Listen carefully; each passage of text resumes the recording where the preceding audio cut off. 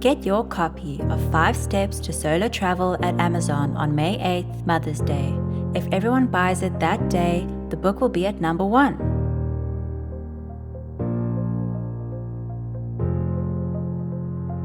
Welcome to Dr. Mary Travelbest's Travel Guide.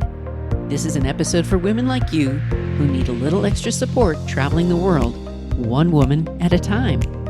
This is a special episode describing Step 3, the middle step toward your travel, especially solo or independent.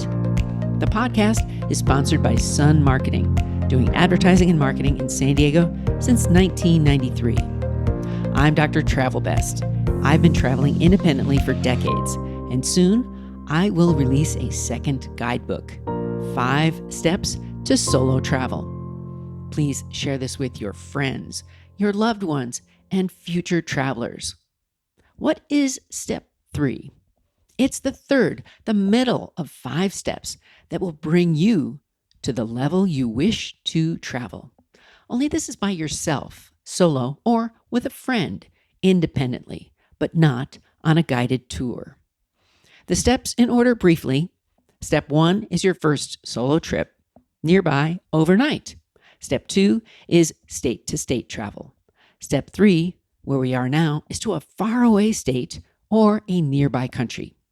Step 4 is to a faraway country. And Step 5 is to a country where you don't speak the language. So, Step 3. Here you are. You have traveled solo to a different state or country. You may have already been to places like Canada, Mexico, Hawaii, or Alaska. So suggested trips might include some of these places, but with a more adventurous or spontaneous spirit. At this third step, the travel step includes some passport required countries, some international visas, and or driving. Your travel has advanced very nicely through your solo adventures. Remember, Step 1 was about getting started. Step 2, you went to another region. And Step 3, you are more accomplished than most travelers, even if you don't realize it. To advance to Step 3, you must have already visited parts of the United States or whatever country you live in. You will have been to many regions within your area. And now you're ready to explore outside of your bubble. You don't necessarily need a guide to show you the way.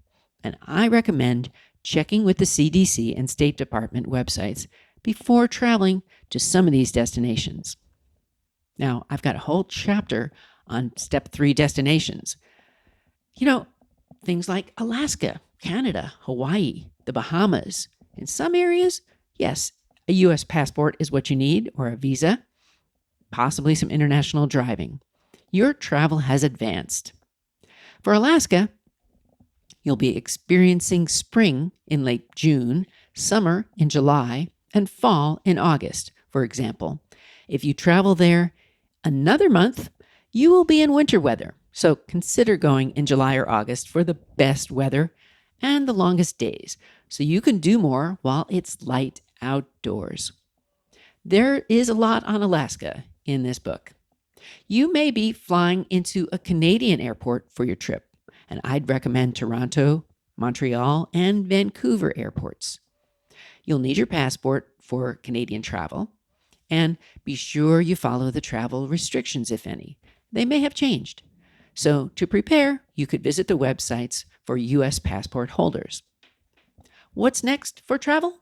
Well, we're going to move on to Step 4, country-to-country travel. So in the meantime, send me your travel tip.